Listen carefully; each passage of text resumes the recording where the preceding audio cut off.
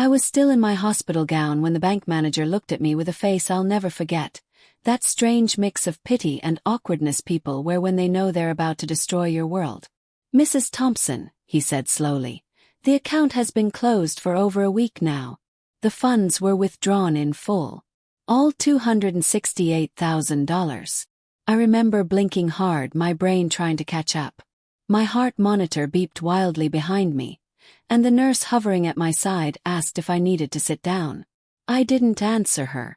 I was too busy gripping the edge of the desk, my fingers cold as ice. I had been in St. Luke's Medical Center for nearly 2 months, recovering from surgery after a severe fall in my garden.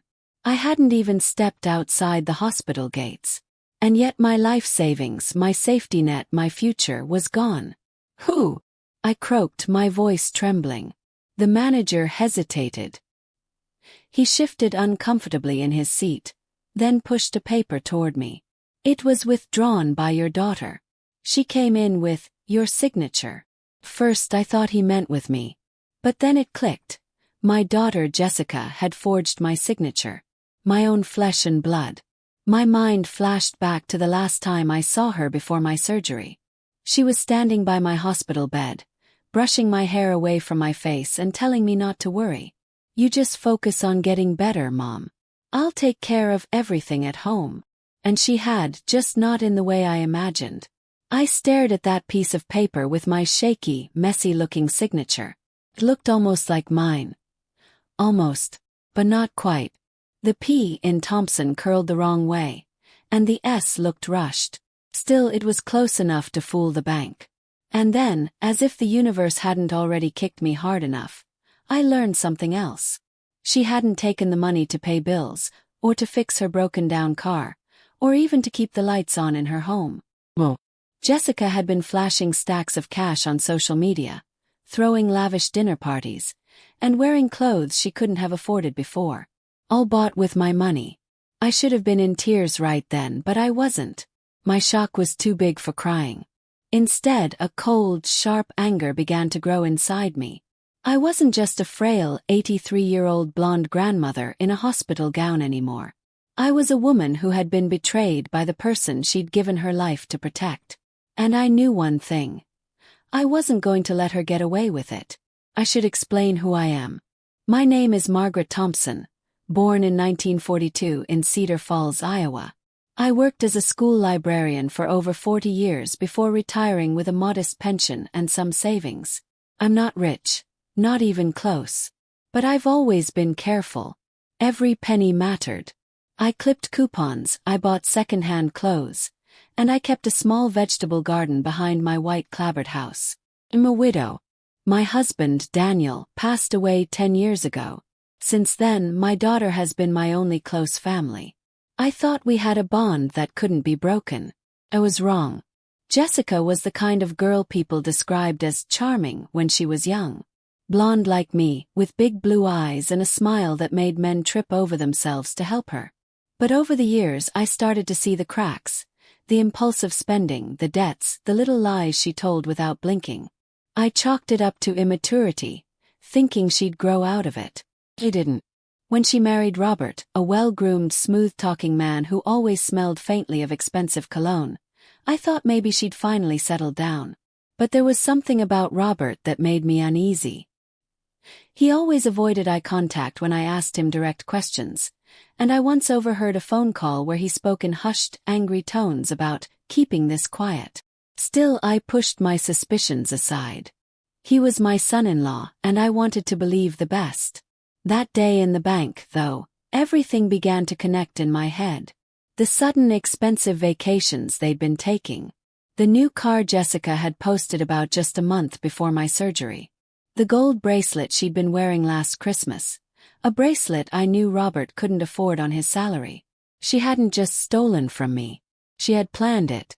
When I got back to the hospital that evening, I lay in my bed staring at the ceiling tiles. The heart monitor beeped softly beside me. My hands itched to call her, to scream, to demand answers. But instead I did something else. I started remembering the look on Robert's face the last time I visited their house. He'd been in his office with the door halfway closed, talking to someone on speakerphone. I caught only a few words before he noticed me and quickly ended the call. Something about the investors and if the press gets wind of this, we're ruined. I hadn't thought much about it then. Now my mind clung to those words like a lifeline. If my daughter thought she could drain my life savings and walk away smiling, she had no idea what I was capable of. Because Robert had a secret. And I had just decided to take it to the press. 2 days later, I signed myself out of the hospital against my doctor's advice. My body was still weak, my stitches still tender, but I had no time to waste. I started making calls to old acquaintances, people who owed me favors from my years volunteering at the town library, people who had a way of knowing things. It didn't take long before I had a name. And a newspaper willing to listen. All I had to do now was show them proof. But getting it, that would mean stepping straight into Jessica and Robert's world again. And I had no idea if I'd come out in one piece. By the time I pulled up in front of their perfect suburban home, my hands were trembling, not from fear but from rage. My daughter's new SUV sat gleaming in the driveway. Inside, through the curtain gap, I could see her laughing with friends, a glass of champagne in her hand. She looked happy. As if she hadn't gutted my life savings. As if I were just some stranger she'd stepped over to reach the life she thought she deserved. I stepped up to the front door, ready to knock. But then I froze. From inside the house, I heard Robert's voice. Low, tense, and very, very familiar. If they publish it, I'm done. We're all done. And don't forget, she knows. He wasn't talking about Jessica. He was talking about me. And that was when I realized. They already knew I was coming for them. I stood on that front porch, my heart pounding so hard it felt like it might burst through my ribs. I hadn't been this close to Jessica in weeks, and I wanted to throw open the door, drag her out onto the lawn, and demand she look me in the eye while explaining why she'd gutted my savings. But Robert's voice in the other room stopped me cold. She knows, he'd said. I pulled back from the door slowly, my mind racing. How much did they know? Did they realize I'd been in contact with a reporter? Did they know I'd been piecing together his dirty little secret? The thought made my stomach twist. I'd spent my entire life believing that the people closest to me were my shield, my safety net. Now I felt like I was living in a crime novel where everyone was the villain. I didn't knock. Instead, I turned and walked back to my car. From the driver's seat, I kept my eyes locked on the living room window. Jessica's silhouette passed by, her champagne glass catching the light from the chandelier. Then Robert appeared behind her, placing a hand on her waist in a way that made my jaw tighten. I put the key in the ignition and drove away, but the rage inside me only burned hotter. They might think I was an old, sick, harmless woman, but they'd underestimated me before. That was their mistake. On the drive home, I thought about the reporter I'd spoken to the day before. Claire Manning from the Cedar Falls Chronicle. She was young, sharp, and hungry for a career-making story. When I first told her Robert's name, there'd been a pause on the other end of the line. Then she said, "Mrs. Thompson, are you aware he's already on a watch list?" I'd felt a shiver run through me. "What kind of watch list?" "A federal one," she'd said, her voice low. "There have been whispers about fraudulent investments, fake charities. If you've got something on him, I guarantee the public will want to hear it." At the time, all I had were suspicions. But now, after overhearing him on the phone, I knew I was circling the truth. That night I couldn't sleep. My mind kept replaying every moment I'd spent in that house. The times Robert had locked his office door when I visited, the strange men in expensive suits who came by at odd hours, the way Jessica suddenly had money for things she'd once called pointless luxuries. Around 3 a.m., I decided lying in bed wouldn't do me any good. I got up, put on my robe, and dug through an old shoebox in my closet. Inside were photographs, letters, and, most importantly, the key to their house. I'd been given it years ago in case of emergencies. I doubted they'd remembered. The next evening I drove to their street again, but this time I parked 2 houses down and waited. I watched as their guests left one by one, until the driveway was empty except for their SUV. Lights flicked off in the kitchen, then the living room. By midnight, the whole house was dark. I slipped the key into the lock, holding my breath until the faint click echoed in the quiet night. Inside, the air smelled faintly of perfume and expensive wine. My shoes made almost no sound on the carpet as I moved toward Robert's office. The door was locked, no surprise there. But I'd come prepared. From my purse, I pulled a small screwdriver I'd borrowed from my neighbor's toolkit. It wasn't graceful work, but after a few minutes of fiddling, the lock gave way. The office was exactly what I'd expected, neat to the point of suspicion. No clutter, no mess, just a polished mahogany desk, a leather chair, and shelves lined with business books I doubted Robert had ever read. On the desk sat a laptop and a stack of files. My hands trembled as I opened the first folder. What I found made my stomach drop. Bank statements, not in Robert's name, but in the name of a charity I'd never heard of. The transactions were obscene. Donations from dozens of people, sometimes tens of thousands of dollars at a time, but the withdrawals told the real story. Luxury hotels, high-end jewelry stores, even a payment to a yacht rental company in Miami. I felt a sick sort of satisfaction. This was it. This was the proof Claire needed. I pulled out my phone and began snapping photos of everything. And then I heard it. The unmistakable sound of a floorboard creaking in the hallway. I froze, my heart hammering. Footsteps, slow, deliberate, coming closer. I turned toward the door just as it swung open. Jessica stood there, her hair a mess, her eyes wide, but not with surprise. With anger. "What the hell are you doing in here, Mom?" she hissed. I tightened my grip on the file in my hands, trying to ignore the rush of fear flooding my veins. But then she stepped into the light, and I saw what she was holding. It wasn't a phone. It was a kitchen knife. The sight of that knife in my daughter's hand sent a cold shiver down my spine. Jessica wasn't waving it around wildly. That might have been less terrifying. No, she held it with a slow, deliberate grip, the blade glinting under the office's dim lamp. Her expression was unreadable, somewhere between rage and calculation. "I asked you a question, Mom," she said again, her voice low and sharp. I swallowed hard. "I was looking for answers," I said. "About my savings. About why the daughter I raised thought it was okay to rob me blind." Her lips curled into a bitter smile. "You think this is about money? God, you're more naive than I thought." That stung, but I kept my eyes on hers. "You forged my signature, Jessica. You took everything I had." Her grip tightened on the knife. "You don't understand. You wouldn't understand." She glanced toward the hallway, her voice dropping even further. "If Robert finds out you've been in here." Cut her off. "Robert doesn't scare me." She let out a short, humorless laugh. "Then you really don't know what you've stepped into." The tension in the air was suffocating. My pulse thudded in my ears.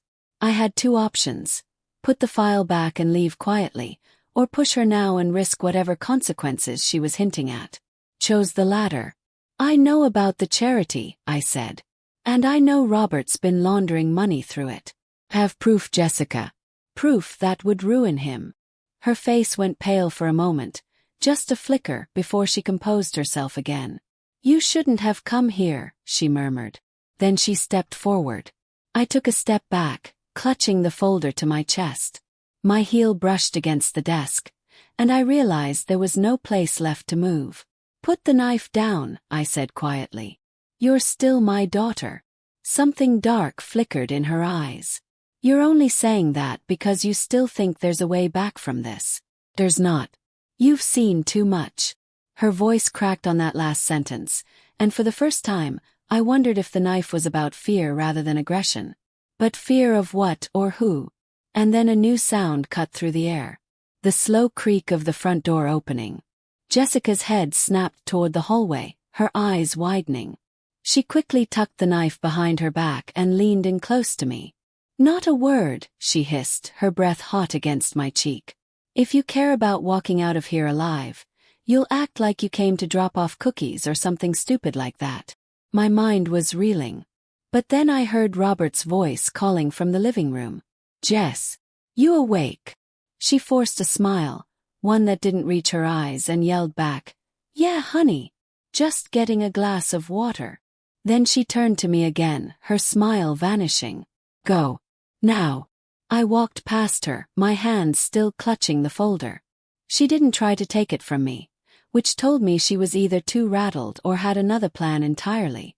Robert was hanging his coat on the rack when I stepped into the living room. His eyes narrowed. "Margaret, what are you doing here?" I plastered on the warmest, most harmless grandmotherly smile I could manage. "Oh, just wanted to drop off some banana bread for you two. Couldn't sleep, thought I'd make myself useful." He looked from me to Jessica, who had followed me in with her hands shoved deep in her robe pockets. "At midnight," I chuckled softly, keeping my voice light. "When you're my age, Robert, time doesn't mean much." He didn't smile. I left without another word, feeling his eyes burn into the back of my head until I reached my car. Only when I was several blocks away did I let out the breath I'd been holding. I glanced at the passenger seat, where the folder sat in plain view. My hands were still shaking, but the adrenaline was fading into something colder, more calculating. I'd gotten what I came for.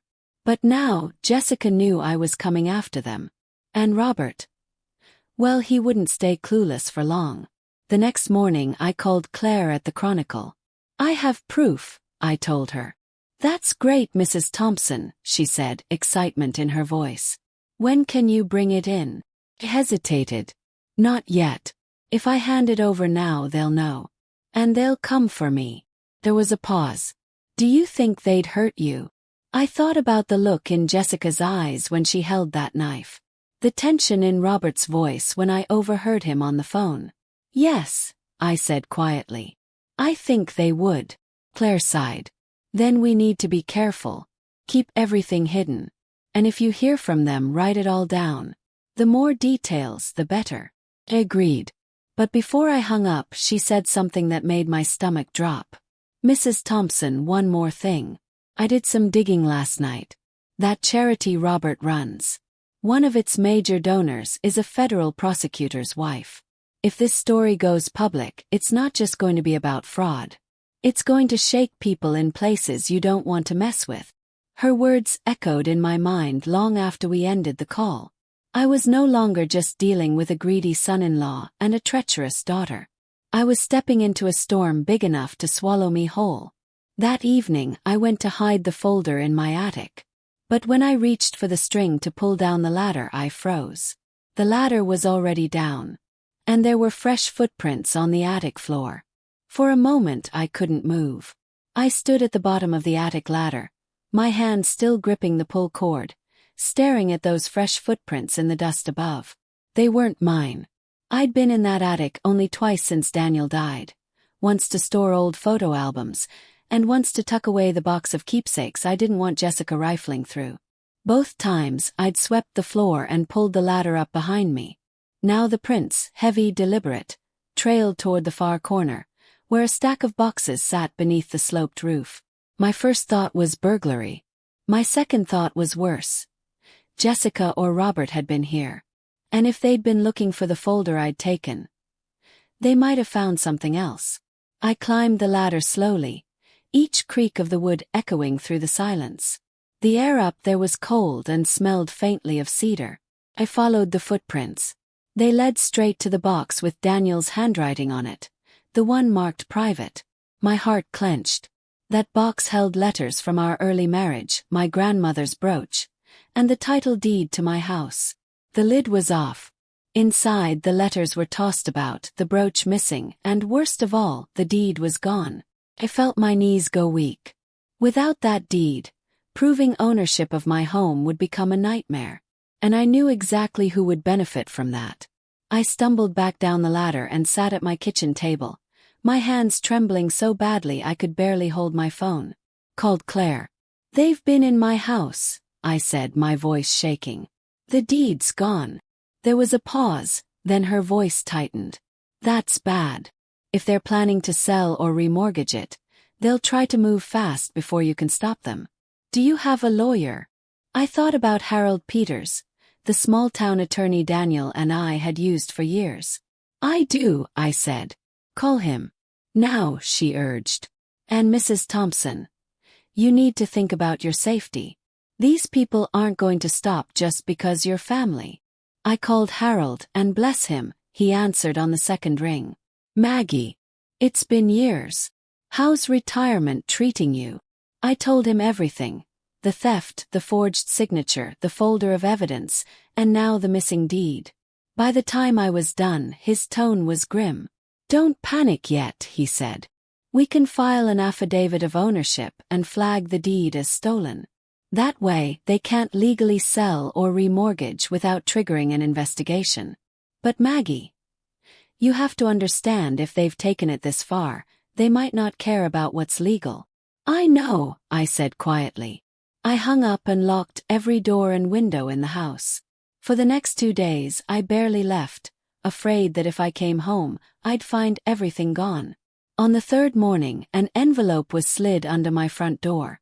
No address, no stamp, just my name in thick black ink. I picked it up slowly, my stomach churning. Inside was a single sheet of paper. Drop the story, Mom.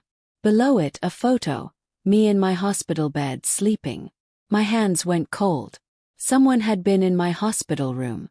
This wasn't just intimidation. This was a message. We can get to you anywhere. I sat there staring at the photo until the doorbell rang. I nearly didn't answer. But when I peeked through the blinds, I saw a man in a suit, holding a leather briefcase. He looked vaguely familiar. When I opened the door, he smiled politely. Mrs. Thompson. My name is Mark Ellison. I represent the Cedar Falls District Court.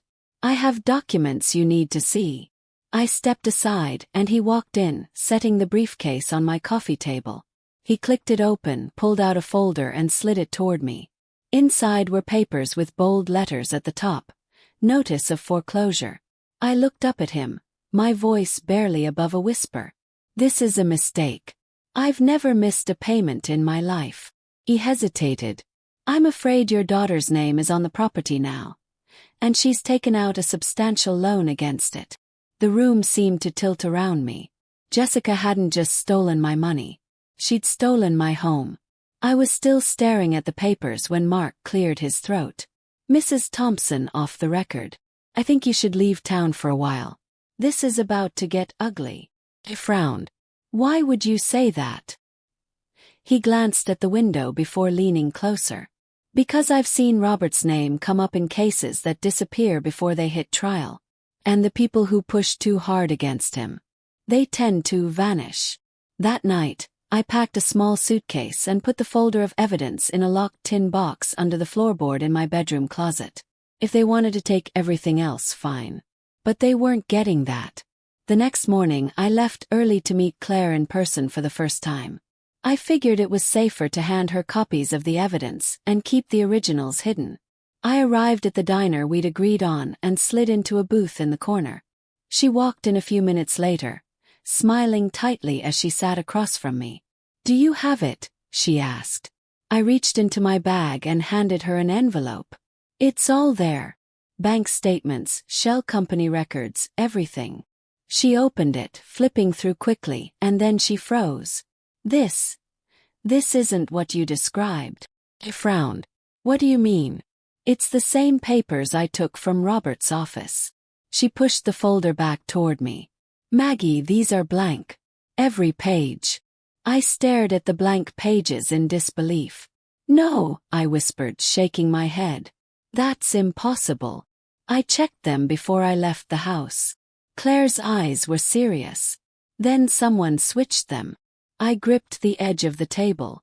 My mind raced back to the night before, to the tin box under the floorboard. Could someone have gotten in while I was sleeping? Or worse, while I'd stepped out to pick up groceries the day before. The waitress came over with coffee, but I barely noticed. Claire leaned forward, her voice low. If they knew you were coming to meet me today, they didn't just want to stop you. They wanted you to lose credibility. If you hand over blank pages to the press, they can paint you as a senile old woman who made it all up. The words hit hard. That had been Robert's angle all along, hadn't it? Turn me into a joke. Make me look like a confused grandma who couldn't tell a grocery list from a bank statement. I felt the hot burn of humiliation in my cheeks. They think I'm too old to fight back. Claire nodded. So prove them wrong. The ride home was a blur. My head pounded with a mix of anger and exhaustion. When I pulled into my driveway, I noticed something strange. The blinds in my living room were tilted open. I hadn't left them that way. I stepped inside cautiously. Everything looked normal. Too normal. Then I smelled it. Faint but distinct, Robert's cologne.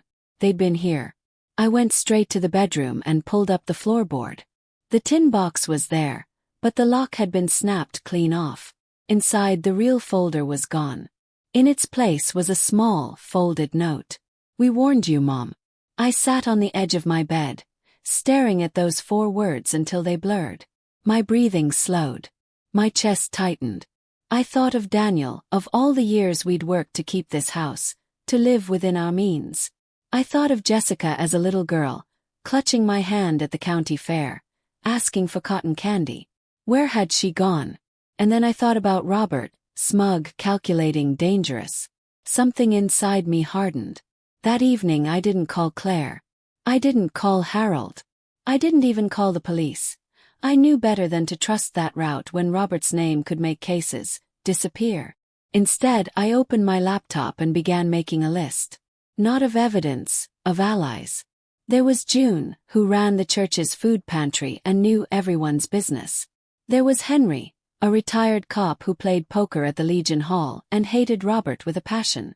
And there was Martha, my neighbor for 30 years, who'd once told me she kept a file on everyone, just in case. If Robert wanted a fight, I'd give him one. But I wouldn't do it alone. By midnight my plan was taking shape. The press was only one weapon. The other would be public shame. The kind that spreads faster than a wildfire in a town like Cedar Falls. Step 1. Gather the real proof again, from scratch if I had to. Step 2. Make sure copies were in multiple hands so they couldn't vanish this time. Step 3. Feed just enough information to the right people to make Robert panic. I was halfway through writing down my next move when the phone rang. It was an unfamiliar number. I almost didn't answer, but something in my gut told me to. When I picked up, a male voice I didn't recognize said, "If you want to live, stop digging. You're about to destroy more than your daughter's marriage." There was a click, and the line went dead.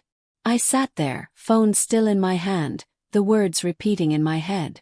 Not stop digging or else, but you're about to destroy more than your daughter's marriage. Whoever he wasn't threatening me for Jessica's sake. This was about something much bigger. The next morning, Henry from the Legion Hall came by unannounced. "You said you wanted information on Robert," he asked. He nodded. He glanced over his shoulder before stepping inside. "I found something. And Maggie, you're not going to like it." From his jacket pocket, he pulled a small envelope and slid it across my table. Inside was a series of photographs, grainy but clear enough to see Robert. Only he wasn't alone. He was standing with a man I recognized instantly from the evening news. A sitting state senator. The same senator who'd been caught up in a bribery scandal 5 years ago and had somehow walked away untouched. In one photo, Robert was handing him what looked like a thick, white envelope. In another, they were shaking hands outside a private club in Des Moines. Henry looked me dead in the eye. "This isn't just about your savings or your house. He's tied to people who will crush you if you make the wrong move." I traced the edge of the photographs with my finger. "Then I guess," I said quietly, "I'll have to make the right one." That night, I packed an overnight bag and called Martha. "I need to disappear for a few days," I told her. "If anyone asks, you haven't seen me." She didn't ask why. "I'll water your plants," she said simply. By sunrise, I was driving toward Des Moines with the photos hidden under my car seat. If Robert had friends in high places, I needed to find out just how high, and how much they had to lose. But 20 miles outside the city, I noticed the same black SUV in my rearview mirror. It had been behind me since I left town, and now it was speeding up. At first, I told myself it was a coincidence. Iowa highways weren't exactly bustling on a weekday morning, and maybe this black SUV was just heading the same way. But then I changed lanes. So did they. Slowed down. They slowed too. By the time I passed the green sign reading Des Moines, 42 miles, my palms were slick against the steering wheel. I glanced at my gas gauge. Half a tank left. I could make it to the city without stopping, but something in my gut told me they wouldn't let me. I tried to remember everything Henry had taught me years ago about shaking a tail. Never go where they expect. Never make it easy. And if you can, get people around you. So, instead of heading straight for Des Moines, I took the next exit toward a cluster of small-town shops. The SUV followed. My heart pounded as I turned down Main Street. The SUV stayed a few car lengths behind. I pulled into a diner parking lot and parked near the front door, where anyone looking out the big glass windows could see me. Then I grabbed my purse and stepped inside. The smell of frying bacon hit me first. A handful of locals sat at booths, sipping coffee. The waitress, a tall woman with curly brown hair, smiled as I approached the counter. "What can I get you, hon?" I leaned in slightly. "I'm being followed," I whispered. "Big black SUV. Can you call the sheriff?" Her smile faltered just enough to tell me she took me seriously. "Sit tight," she murmured, sliding a menu toward me. I sat at the counter, my back to the wall, keeping my eyes on the parking lot. The SUV was still there, engine running. 5 minutes later, a patrol car pulled into the lot.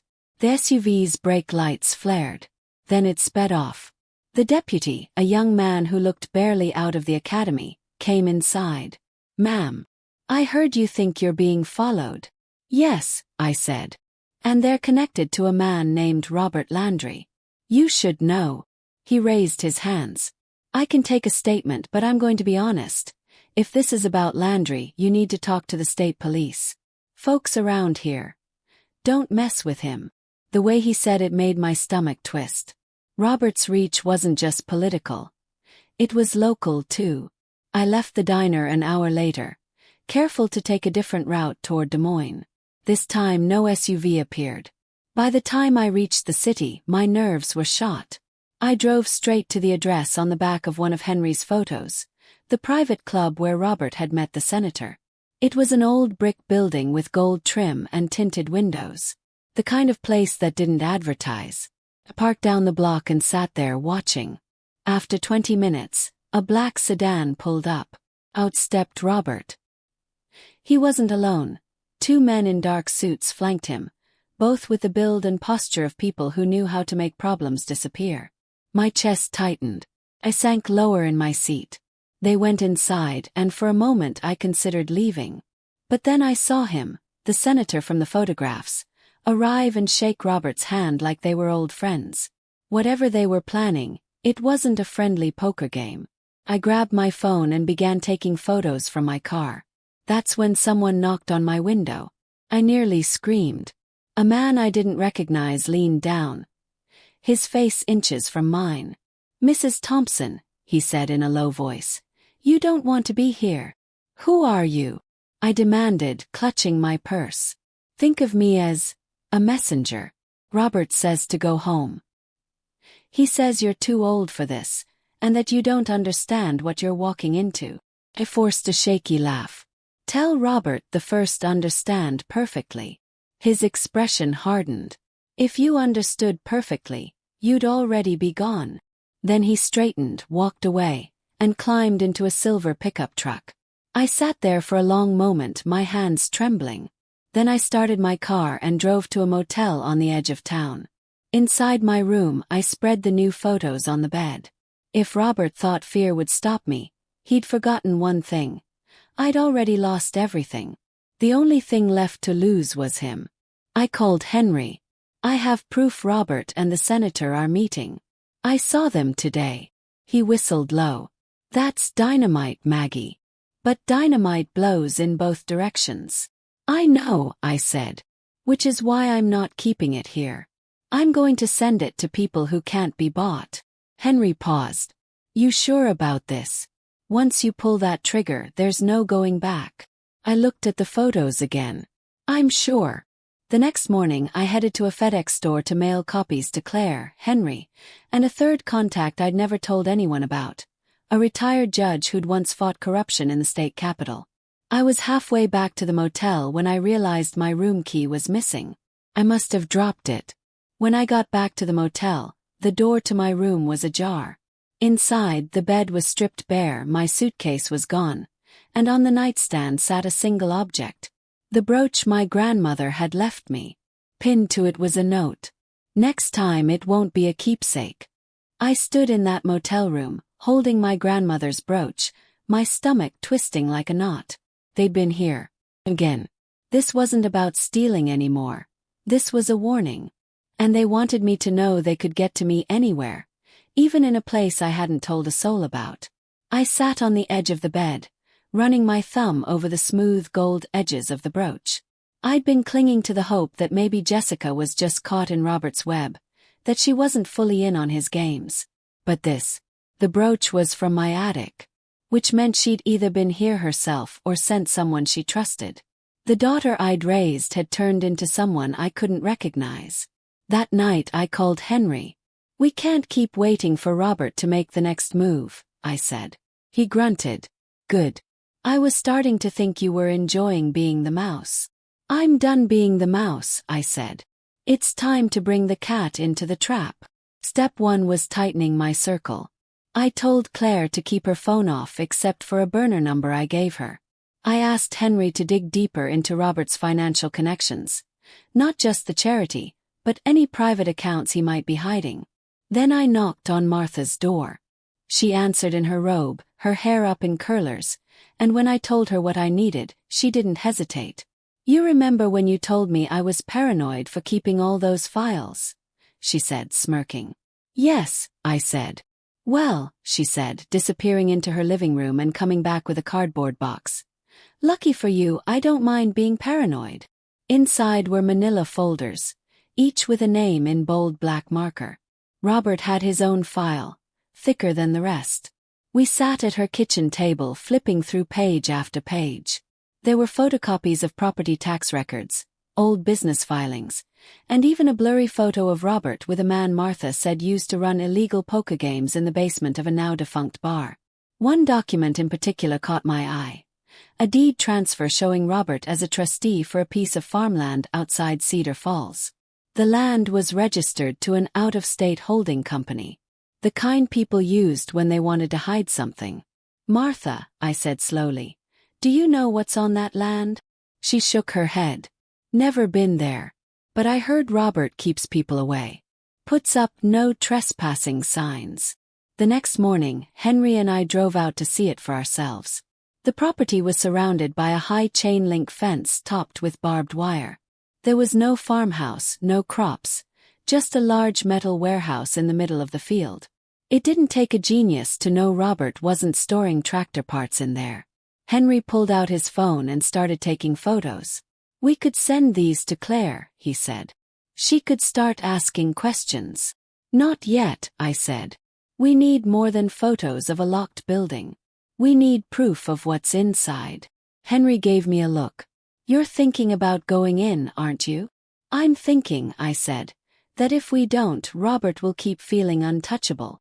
That afternoon, we went to the Legion Hall, where a few of Henry's old cop friends were playing cards.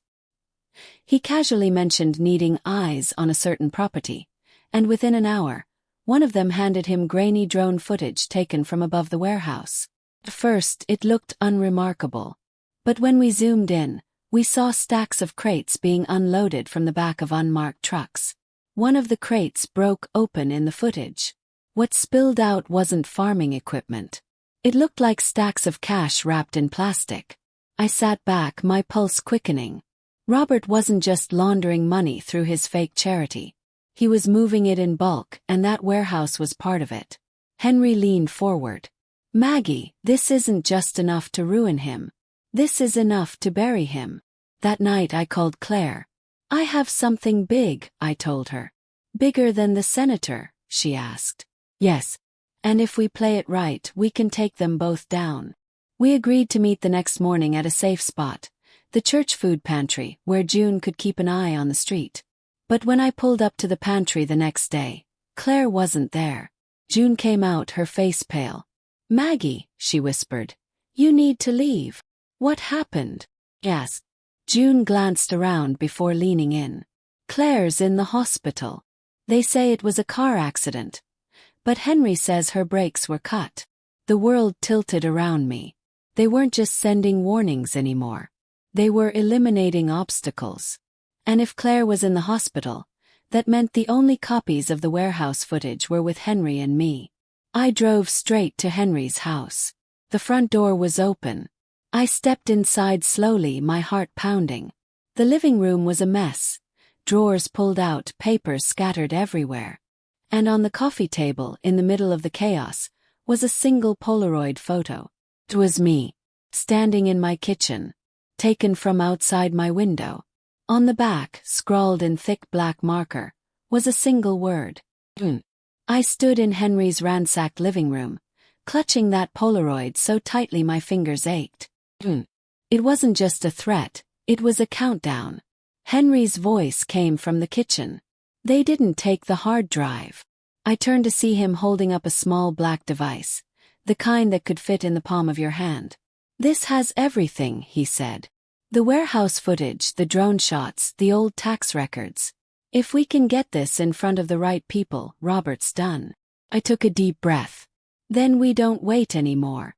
We hit them all at once." We called Martha and June to meet us at the church pantry that night. The four of us sat around a folding table, the hard drive in the center like it was a sacred relic. "This is the plan," I said. "We're not sending it to just one person. We're sending it to everyone." Henry nodded. "Media outlets, state police, federal investigators, maybe even a few enemies Roberts made along the way. And," I added, "we leak it to the people in this town.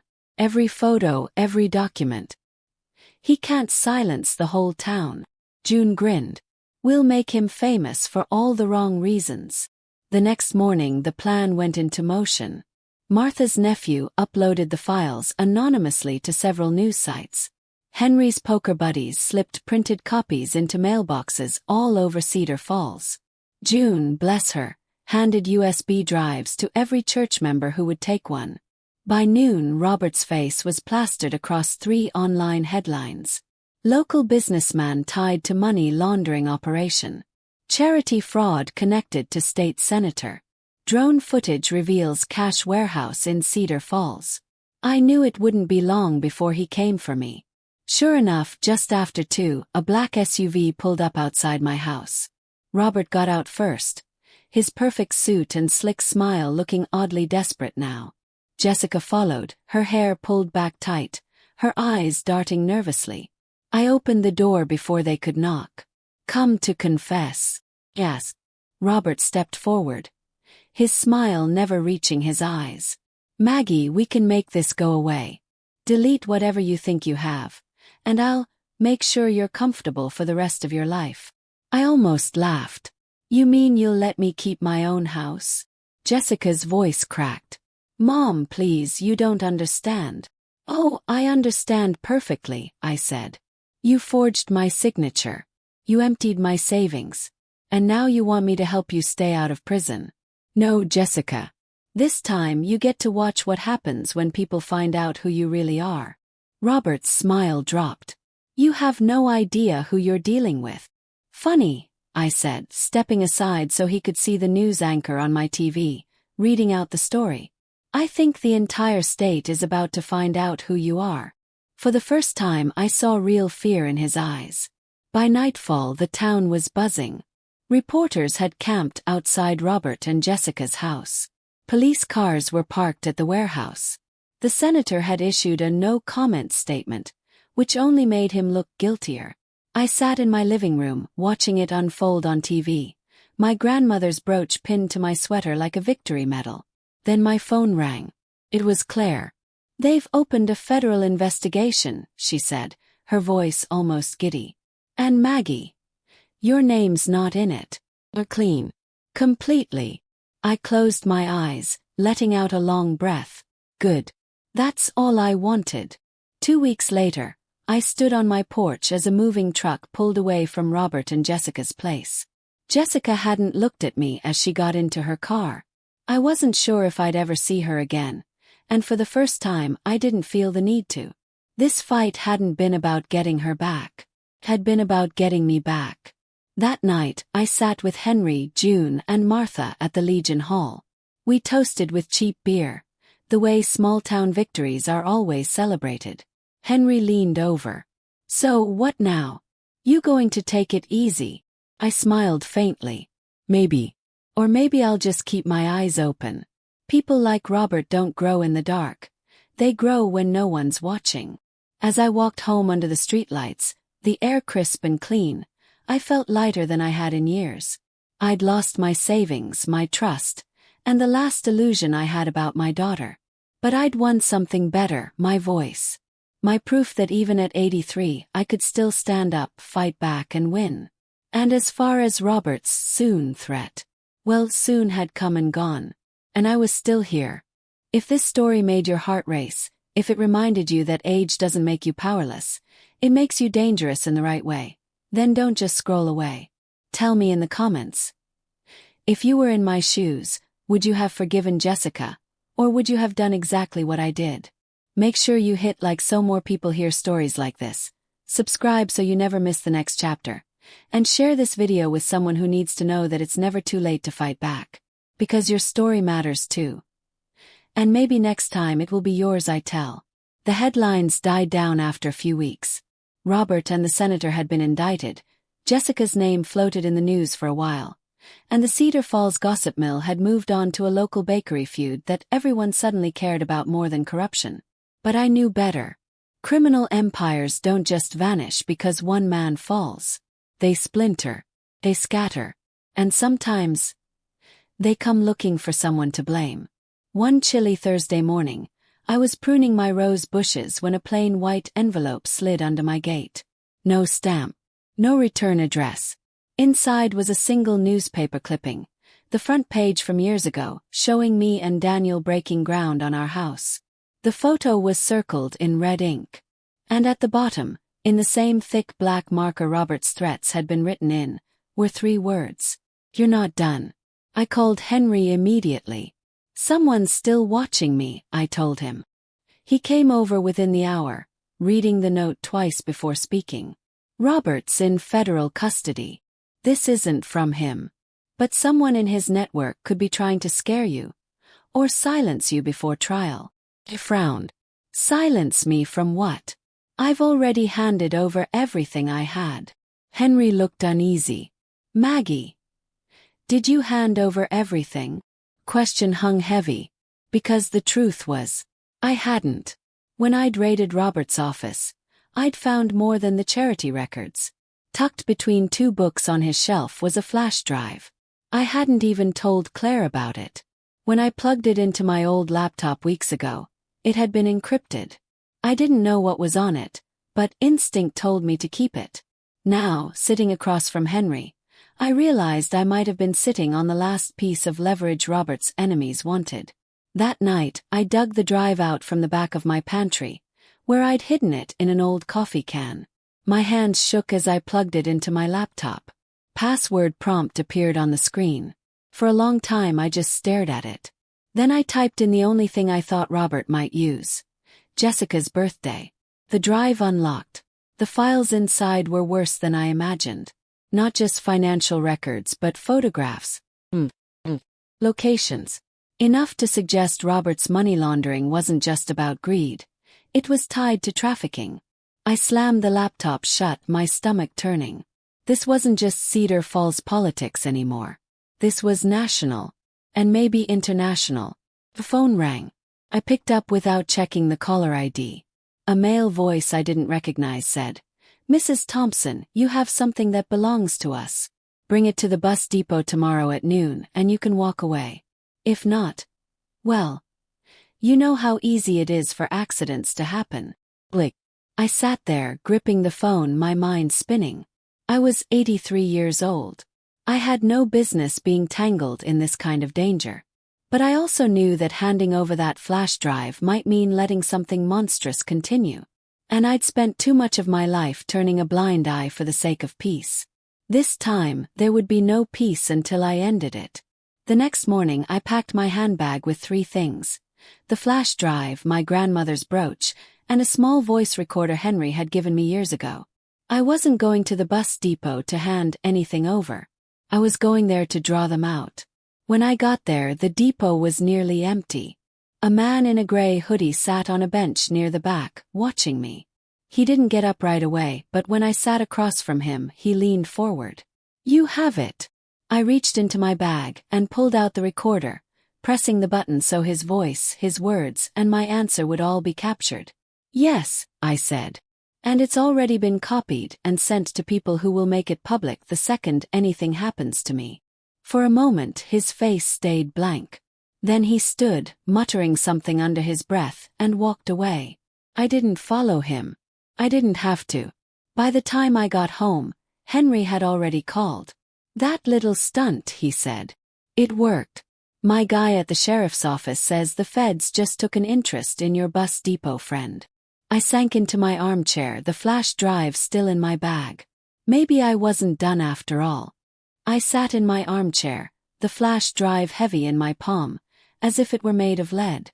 2 months ago, all I'd wanted was to get my money back and maybe teach Robert and Jessica a lesson.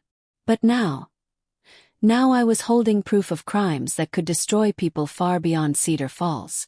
And that made me a target until this was over. Called Claire first. Her voice was weaker than I remembered, but still sharp. "You kept something from me," she said before I could speak. "I did," I admitted. "Because I wasn't sure what it meant. But now I am." When I told her what was on the flash drive, there was a long silence on the other end. Then she said, "Maggie, this is federal. And dangerous. If you send this, it will burn down a lot more than Robert's circle." "Good," I said. "Let it burn." The next step was finding someone I could trust. Claire connected me to an old contact of hers, a federal prosecutor who'd made his name going after organized crime. His name was Michael Reynolds. We agreed to meet in a small cafe 2 towns over. I didn't bring my phone. I didn't drive my own car.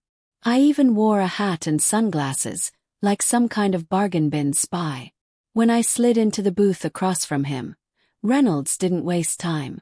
"Ms. Thompson, if you give me what you say you have, I can't promise you won't be dragged into this case. But I can promise you protection." I pulled the flash drive from my bag and set it on the table. "Just make sure it doesn't disappear." 2 days later, the first arrests began. Not just Robert's old business associates, but names I didn't recognize at first. Bank executives, shipping company owners, a former police chief. And then, buried halfway through an evening news broadcast, came the biggest name of all, the state senator. The warehouse was raided by federal agents. Crates of cash and illegal ledgers were hauled out in front of news cameras. Cedar Falls had never seen anything like it. I watched it all from my living room, my grandmother's brooch pinned over my heart. Henry sat beside me, grinning like a kid. "You realize," he said, "you just lit a match that's going to burn for years." He nodded. "Sometimes you have to." The fallout hit Jessica hard. She wasn't arrested. The prosecutors must have decided she was small fish compared to the sharks they were chasing, but her name was mud. Robert's trial was front-page news, and she was photographed entering the courthouse more than once. I didn't reach out. She didn't either. There were some wounds too deep to pretend over. A month later I got a letter in the mail. No return address. Inside was a check, a cashier's check for $268,000. The exact amount Jessica had stolen. No note, just the money. I stared at it for a long time. Then I put it in my desk drawer. I hadn't decided whether to cash it. Maybe I never would. Because this wasn't about the money anymore. Spring came, and with it, a peace I hadn't felt in years. I went back to tending my garden, baking bread for the church pantry, and meeting Martha and June for coffee. But I also kept one small fire burning. The flash drive was gone, but the knowledge of what it held stayed with me. Kept my eyes open. Listened. Because in towns like ours, corruption didn't die. It just waited for the next chance to grow. And I'd be ready. One evening, as the sun set over Cedar Falls, Henry asked me if I regretted anything. I thought about Jessica, about Robert, about the nights I'd lain awake wondering if I'd see morning. Then I thought about the look on Robert's face when he realized he'd lost. No, I said. Not a thing. If Robert's soon had been a threat, mine was a promise. And if anyone else came for me, they'd learn that 83 years isn't an age to fear the fight. It's the age where you've learned exactly how to win it.